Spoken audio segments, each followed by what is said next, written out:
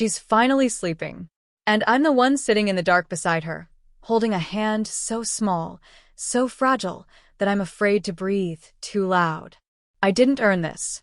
I don't deserve to be the one she reached for tonight. But she did reach. In the dark, in the pain, with her whole body trembling from something I cannot fix, she reached for me. That's the thing nobody warns you about. Loving someone else's child. It doesn't negotiate. It doesn't care what you came here for or what you told yourself you were doing. It just takes hold, the way cold takes hold in Alaska, slowly, and then all at once, and suddenly you're not the woman who walked through those doors anymore. You're someone you almost forgot you could be. He's watching me. I know he is. I found the cameras on the third night. But I didn't run. Because running would have meant leaving her. And I couldn't do that. Not to her. Not to the woman who made me who I am, the woman neither of us can stop grieving. If you've ever loved someone you had no right to love, and stayed anyway because the alternative was unthinkable, then you already know how this story ends. You just don't know yet how much it costs to get there. I had learned, in the years before Alaska, that powerful people reveal themselves not in what they say, but in what they make you wait for. Vito Santiago made me wait for 47 seconds. I counted. Counting was something I'd learned to do a long time ago, on streets that didn't forgive distraction. Keep your hands still. Keep your breathing even. Let the world take its time deciding what it thinks of you, and never let it see that you're holding your breath while it does. The man who met me at the Iron Gate introduced himself as Oren, gray at his temples, a stillness about him that felt earned rather than trained. He walked me through corridors that smelled of cedar and something older, something that had no name in any language I'd grown up speaking. Art lined the walls that didn't belong in any catalog I'd ever seen. Lights burned amber and low, as though the estate itself preferred not to be fully seen. I kept my face neutral. I had practice with that. When the study door opened, Vito Santiago was standing at the far window with his back to me, looking out at the permafrost and the black line of spruce trees pressing against the glass. He was dressed in ivory, pale against the dark wood of the room, almost luminous, and he did not turn. He simply let the silence expand until it had weight. I used those 47 seconds the way I always used borrowed time. I steadied myself. I thought of Camila. I thought of exactly why I was standing in this room with a life that wasn't entirely mine on paper. When he finally turned, I understood why photographs hadn't prepared any of the caregivers before me. There are faces that carry time differently, not aged exactly but accumulated. He looked at me the way you look at something you're already suspicious of, and his eyes were the particular dark of a sky just before a storm fully commits to itself. Miss Jensen. Not a greeting. A notation. Mr. Santiago. He crossed to his desk, lifted my file, the fabricated, carefully constructed version of my life, and studied it with the attention of a man who had found lies in documents before and hadn't minded the finding one bit. 8 years of specialized pediatric and neurodevelopmental care. 2 certifications in sickle cell crisis management.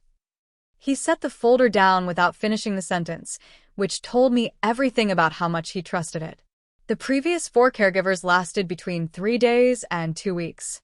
They described my daughter as unreachable. Impossible. A pause that landed deliberately. They were afraid of her. Then they didn't understand her, I said. The room went very quiet. I felt it, the shift. The subtle recalibration of a man who expected deflection and received steadiness instead. She isn't difficult, I continued carefully. She's specific. There's a difference. He looked at me for a long moment. Then, you will not attempt to fix her. I'm not here to fix her. My voice came out quieter than I intended. I'm here to sit beside her.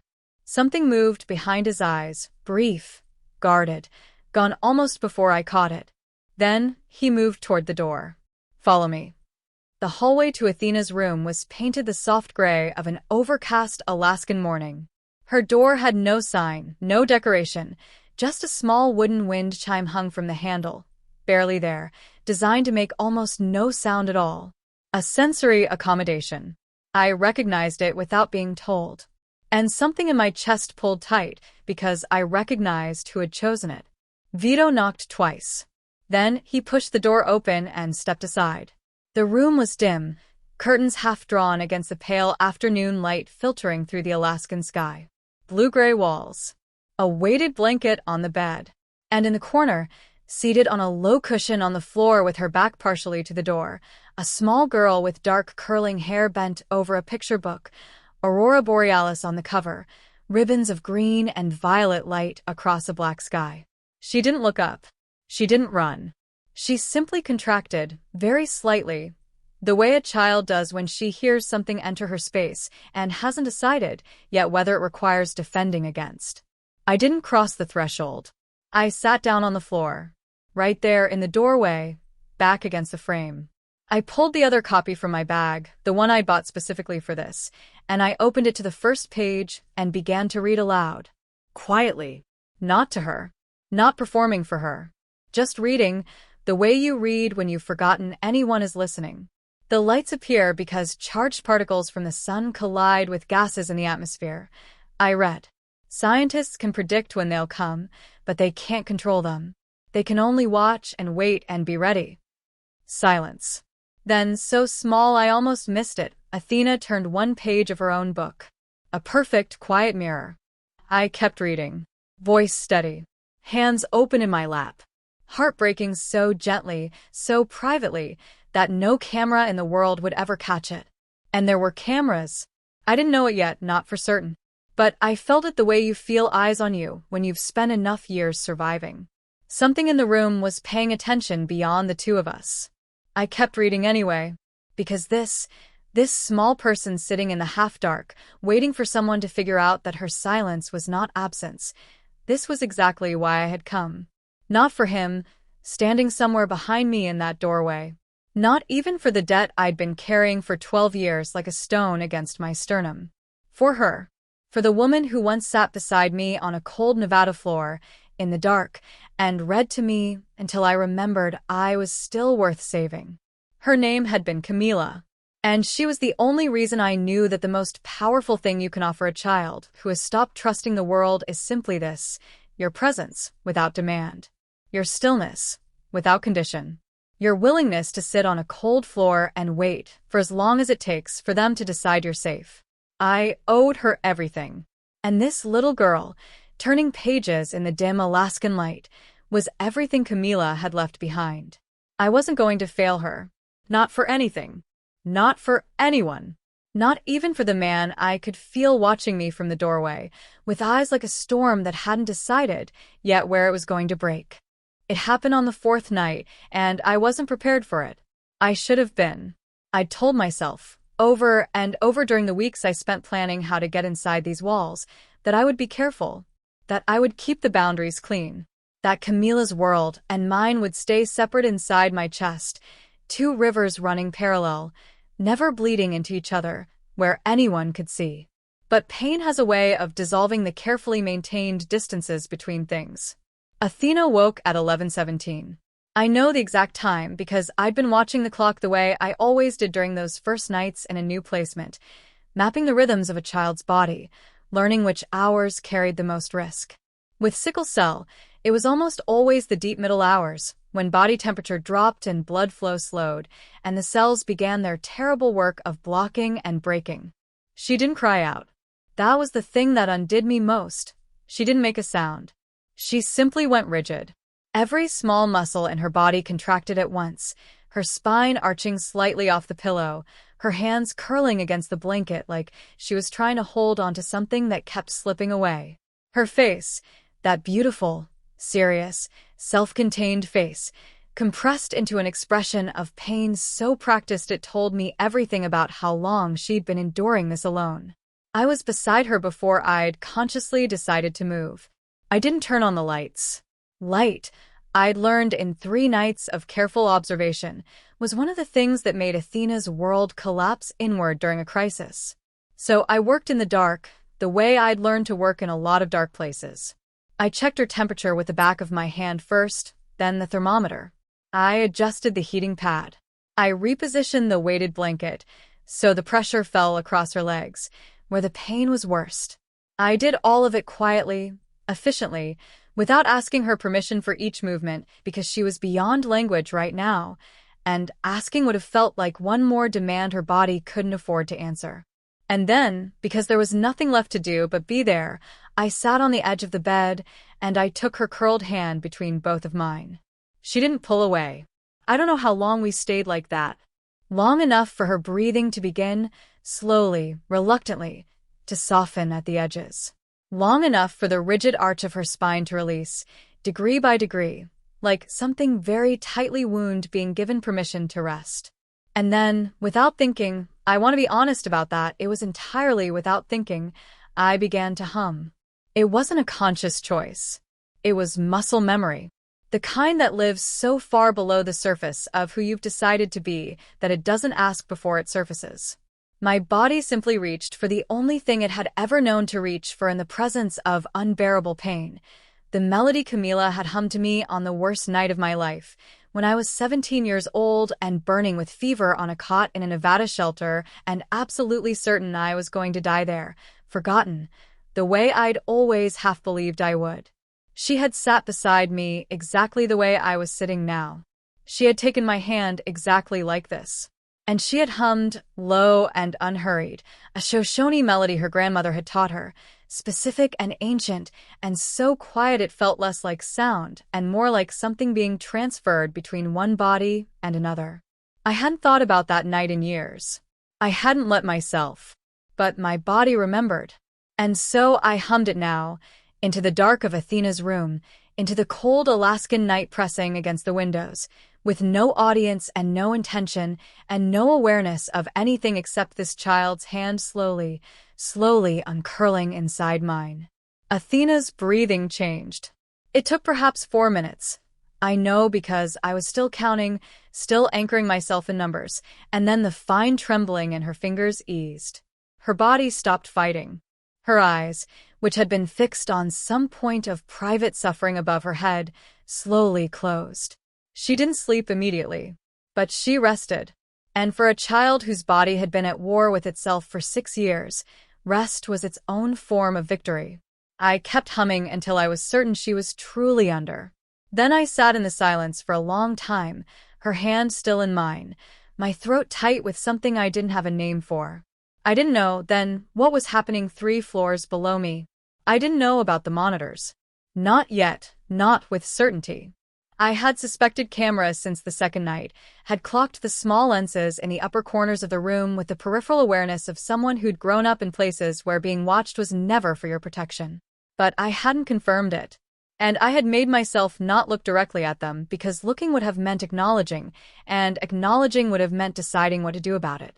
What I didn't know was that in the private study at the heart of this estate, surrounded by the cold blue glow of security monitors, Vito Santiago had stopped breathing. Not metaphorically. The man had simply gone still, the terrible, complete stillness of someone who has just heard something they cannot explain and cannot unhear. Because the melody I was humming was one his wife had taught no one. It had belonged to Camila alone, passed to her by a grandmother who had been dead for 30 years, never written down, never shared, never once heard inside these walls by anyone other than the woman who was buried beneath the spruce trees at the edge of the property. I didn't know any of that yet.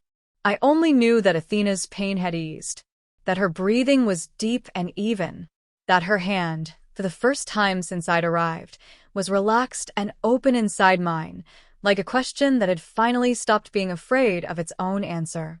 I bent my head. I did not cry. I had learned a long time ago to keep that for later, for the privacy of rooms where no one could see what things cost me. But I pressed my lips briefly to Athena's knuckles, the gentlest thing, barely a breath, and I whispered into the dark, to the child and to the woman who had sent me here, and to the empty, aching space between what I'd lost and what I was only beginning to find. I've got her. I promise. I've got her. I found the first camera on the 5th night. Though, if I'm being honest with myself, and I've lived long enough to know that honesty, however uncomfortable, is the only currency that doesn't eventually bankrupt you, I had suspected them since the second. It was in the upper left corner of Athena's room, near the bookshelf. Small. Matte black. positioned with the kind of deliberate discretion that told me whoever installed it had done this before and understood that the goal wasn't to hide the camera entirely, it was to make you uncertain enough about whether it existed that you'd behave as though it didn't. I looked at it for exactly 2 seconds. Then I looked away and went back to reading. I didn't mention it to anyone. I didn't move differently. I didn't perform for it or shrink from it or let my eyes drift back to confirm what I already knew. I simply absorbed it into the landscape of the situation the way I'd absorbed every other dangerous thing I'd ever had to live alongside, quietly, practically, without drama. Because here's the truth I'd learned early and never forgotten. Sometimes the most powerful thing you can do in a room where someone is watching you is simply continue being exactly who you are. It gives them nothing to work with. And it costs you nothing you weren't already spending. What I didn't know, what I couldn't have known, was how much he was actually watching. I learned it later, in pieces, the way you learn most things that matter. From things left unsaid in rooms I walked into too quickly. From the shift in Oren's expression one morning when I asked a perfectly ordinary question about Athena's medical schedule. From the way Petra, the head of security, a woman with close-cropped hair and eyes that processed rooms the way a camera lens does, all depth and distance and no warmth, began appearing in corridors I didn't expect her in. She was measuring me. I recognized the methodology because I'd used versions of it myself. You don't ask direct questions. You create proximity and observe how someone fills it. You note what they reach for when they think they're alone. You count the small inconsistencies, the pause before an answer, the too smooth delivery of a practice line, the moments when someone's hands know something their face is trying to forget. I wondered, during those days, exactly how far they'd gotten into the document trail I'd paid so much, in money I didn't have and favors I couldn't afford, to lay down properly. I wondered if they'd found the orphanage in Elko yet. Whether the name of the facility would mean anything to them, or whether it would just be another data point in a file full of careful gaps. Gaps were the thing, with a life like mine. You couldn't eliminate them. The absence of a paper trail is its own kind of evidence. It tells anyone who knows how to read it that someone worked very hard to make the trail end. The best you could do was make the gaps look like poverty rather than intention. Like a woman who'd simply existed too quietly, in too much hardship, to leave much of a mark on the world. I'd been that woman. It wasn't entirely a lie. What I couldn't control was what the gaps meant to a man like Vito Santiago. A man who had survived however many centuries by treating uncertainty as threat. A man who, I was beginning to understand, had built his entire existence around the principle that distance was protection, that if you position yourself far enough from the things that could hurt you, behind enough layers of surveillance and stone and carefully maintained control, you could keep them from reaching you. He was wrong about that, of course. Distance doesn't protect you from grief. It just means you grieve alone, in a room full of monitors, watching other people do the living you've stopped permitting yourself. But that was his wound to carry. I had enough of my own.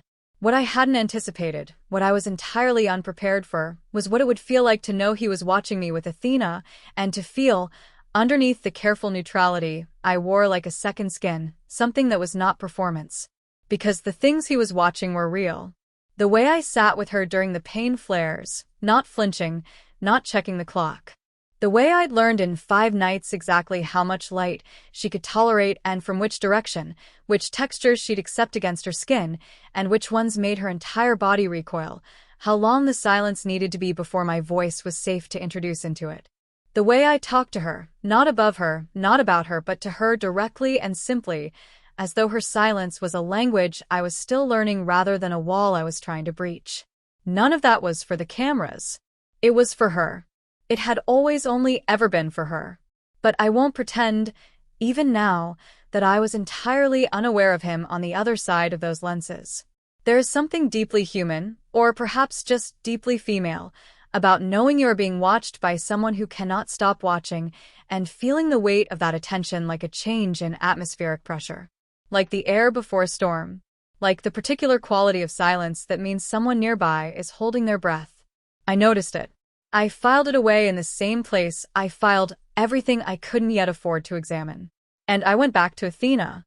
She had begun by the 5th night, to do something that stopped my heart a little every time.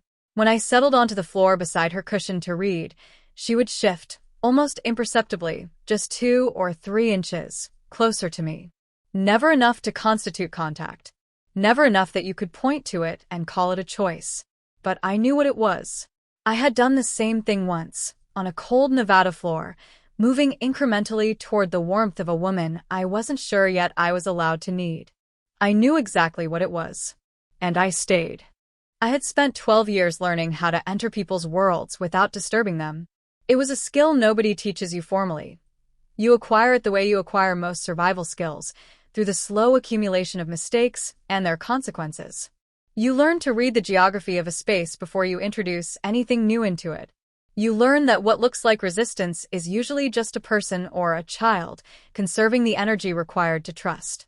With Athena, I had been patient in the way that only people who have personally needed that kind of patience can be.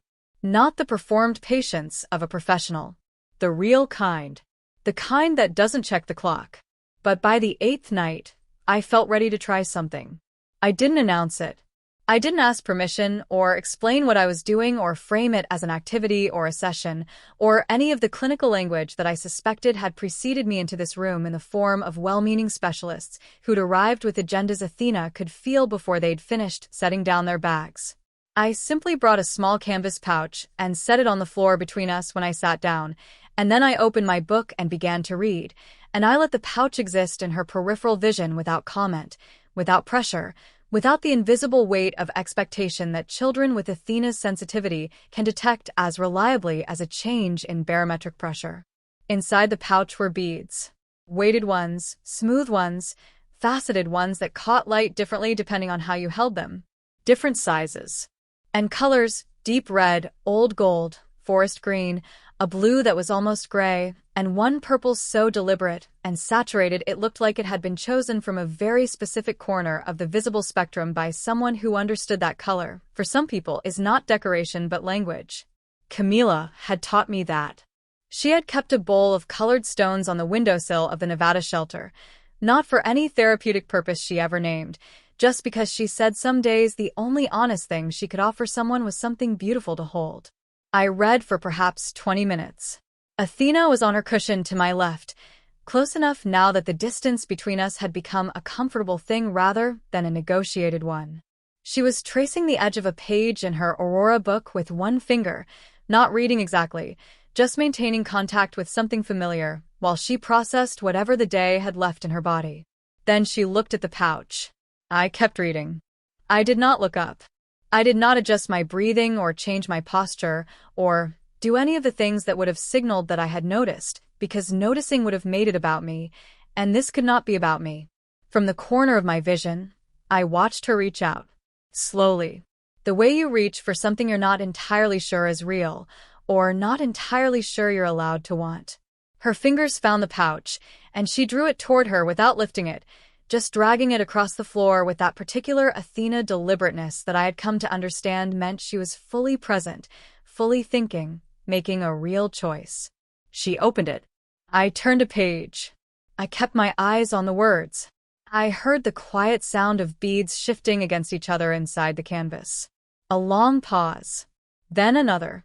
She was taking her time the way she took time with everything, not because she was slow, but because she was thorough in ways that most people had never had the patience to honor. When I finally let myself look, she had 3 beads in her palm. Red, gold, purple. She was holding them in the cup of her hand, studying them with an expression I had not seen on her face before, something that wasn't quite contentment and wasn't quite wonder, but lived in the quiet country between them. Then, without looking at me, without any preamble or performance, she simply extended her hand toward me and opened it, showing me, not asking, not seeking approval, just sharing. Offer me a look at the thing she had chosen, the way you show someone something that pleased you, because the pleasure is larger than one person can hold alone. My throat closed. I looked at the 3 beads in her small palm for a moment, red, gold, and that one deliberate purple, and I thought about Camila's bowl of colored stones. I thought about a 17-year-old girl who had never been offered anything beautiful without a cost attached, picking up a smooth green stone one afternoon and feeling, for no reason she could articulate, fractionally less alone. "Those are good ones," I said quietly. That was all. No elaboration. No explanation of what I thought they meant or what she should do with them. Just an honest acknowledgement that her choices were seen and her choices were good. Athena looked at the beads for another moment. Then she closed her fingers around them and brought her hand back to her lap, and she returned to her book, and I returned to mine. But the distance between us, already small, had become something different. Not smaller exactly, just different in quality.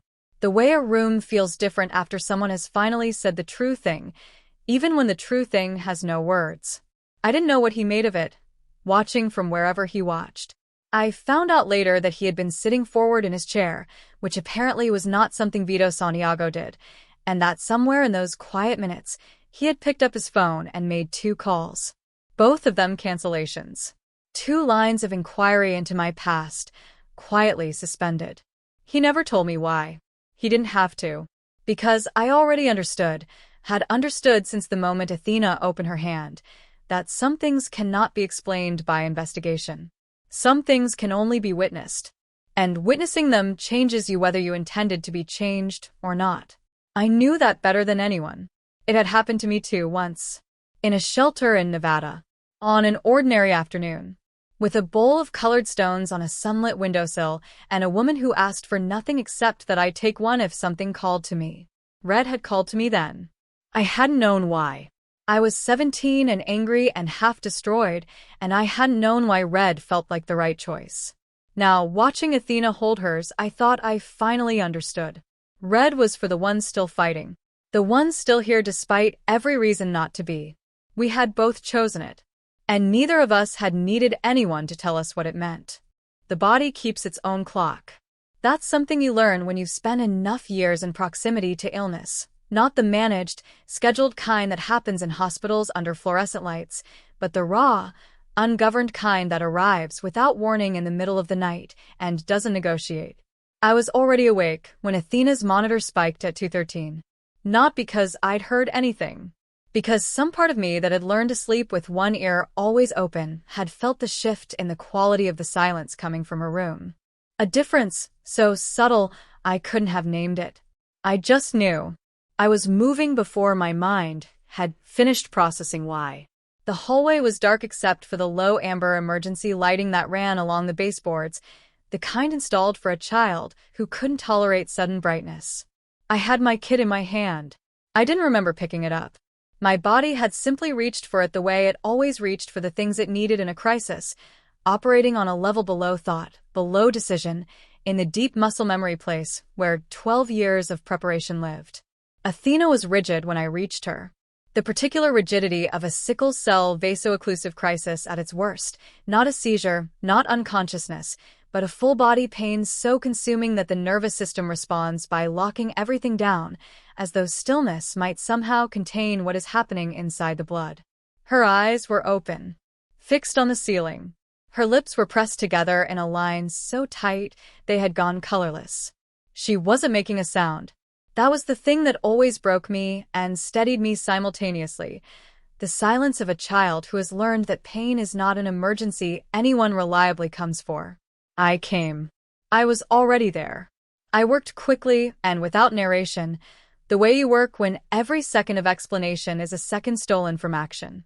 Heat application to the crisis points. Hydration. The specific positioning that eased vascular pressure without restricting circulation further. The medication, measured, correct, administered with the practiced efficiency of someone who had done this not in simulation but in reality, in harder circumstances than this, in rooms with far fewer resources and far higher stakes. At some point I became aware that I was not alone in the doorway. I didn't stop. I didn't turn. I said, without looking up, she needs a hospital. Call for transport now. Tell them sickle cell, vaso-occlusive, pediatric, 6 years old. Tell them she's been managed on site but needs 4 fluids and monitoring. A beat of silence. Then the sound of a phone being raised. His voice, giving the information I'd just said verbatim, with the controlled authority of a man who had learned centuries ago how to function in crisis without letting it show on his face. But I had heard the half-second before the authority. The raw, unguarded half-second. And it told me everything about what this was costing him. The hospital corridor smelled of antiseptic and recycled air and the particular exhaustion of a building that never fully sleeps. We were in a waiting area outside the pediatric unit. 2 chairs, a small table, a window that showed nothing but dark and the faint reflection of the fluorescent lights above us. Athena had been taken through doors that neither of us could follow her through, and now there was nothing left to do but exist in the aftermath. I was still in the clothes I'd moved through the dark in. No coat. My hands had finally stopped their precise, purposeful motion, and now had nothing to do, which was always the hardest part, the moment after a crisis when your body is still vibrating at emergency frequency, and the emergency is no longer yours to manage. I became aware of him standing across from me. Not sitting. Standing, the way men stand when sitting would require an admission of how much the ground has shifted beneath them. His ivory suit jacket was gone. His shirt was open at the collar. And he was looking at me with an expression I had not seen on his face before. Not suspicion, not the careful neutral assessment I'd become accustomed to. Something rawer than that. Something that had been stripped of its protective layers by 2 hours of fear. Tell me who you are. His voice was very quiet. Right now. All of it. I had known this moment was coming. I had rehearsed versions of it in the dark of my room during the hours between Athena's night checks. I had prepared deflections, partial truths, carefully worded half-answers that would satisfy the surface of the question without rupturing anything beneath it. But I was tired. And Athena was on the other side of those doors, and something about the fluorescent light, and the antiseptic smell, and the particular quality of his voice in that moment made every prepared answer feel like a small, exhausting betrayal of something I no longer had the energy to betray. So I told him the truth. All of it. Nevada. The streets. The shelter in Elko where I'd arrived at 15 with nothing but the clothes I was wearing and a fever that had been building for days. The woman who had found me there, not as a case, not as a charity project, but as a person who had sat beside me on a cot and hummed until the fever broke and then kept coming back, month after month, year after year, quietly and without fanfare, teaching me what it felt like to be someone's priority. The nursing training she'd paid for. The years of learning I'd dedicated to becoming someone who could run toward a crisis instead of away from it, because she had shown me that running toward was possible, that it was a choice, that it was in fact the only choice worth making. And then her name. The one I'd been carrying like a stone behind my sternum for 12 years. Camila. His wife. The woman buried under the spruce trees at the edge of his property. The woman who had apparently been 2 people at once for most of her life, his in this ancient house in Alaska and mine in a Nevada shelter where nobody important was supposed to be watching. She had been watching.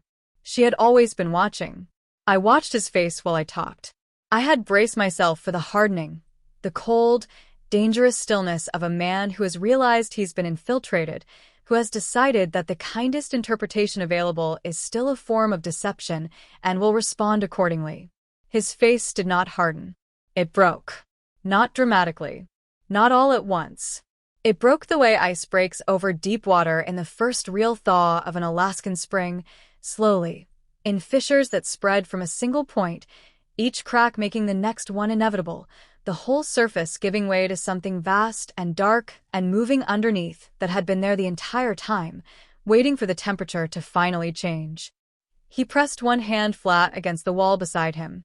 He looked away from me. His jaw worked once, silently, around something he did not say. And I understood, in that moment, that what I had just given him was not a confession. It was the last piece of a portrait of his wife that he had never been allowed to see completed. I had just shown him who she was when she thought no one important was watching. She had been extraordinary.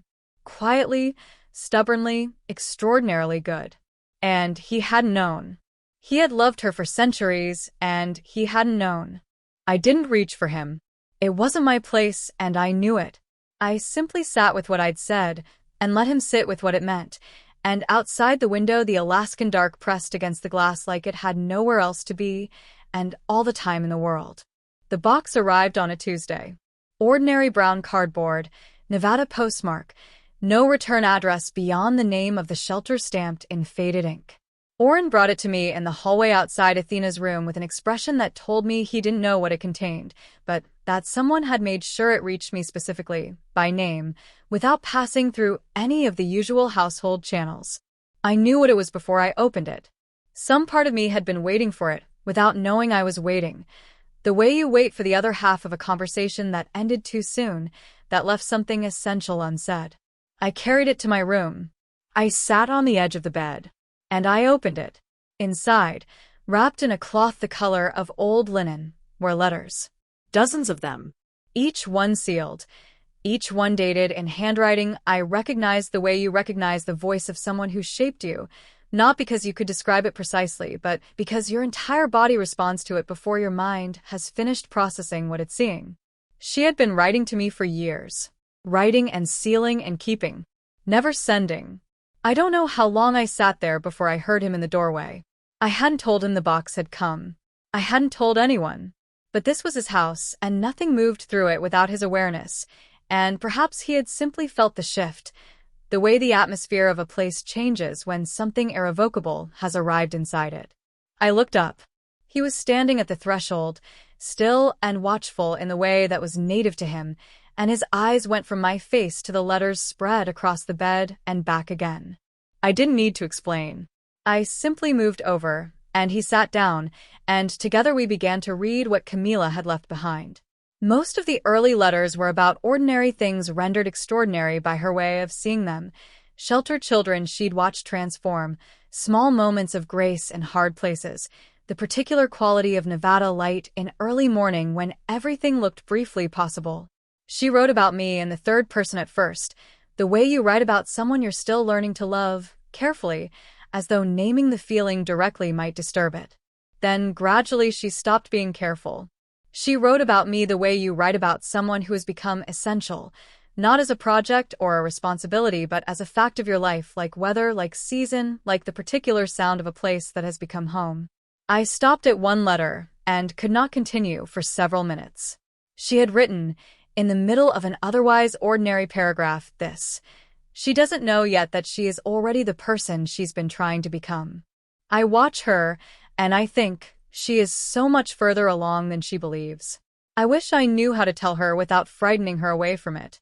Vito made a sound beside me. Not quite a word. Something beneath language.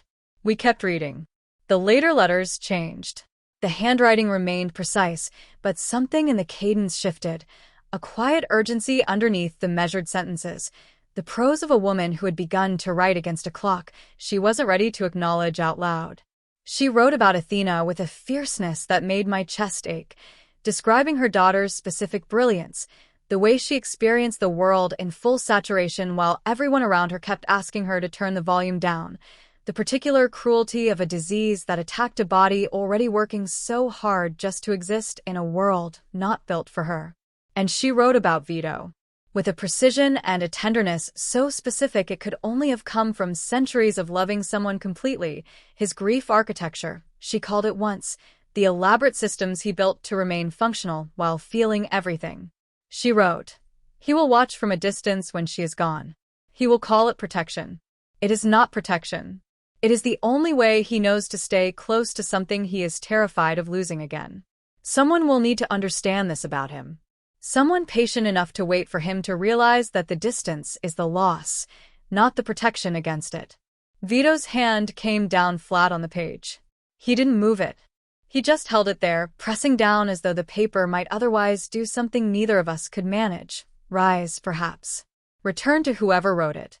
Undo the distance between that moment and this one. I did not look at him. I gave him the privacy of the moment the way he had never quite known how to give it to himself. The last letter was dated 8 months before her diagnosis. She had written my name at the top, just my name, nothing else, and then a space, and then, if you are reading this, then someone loved me enough to make sure it reached you. And if it reached you, then I think I know where you are.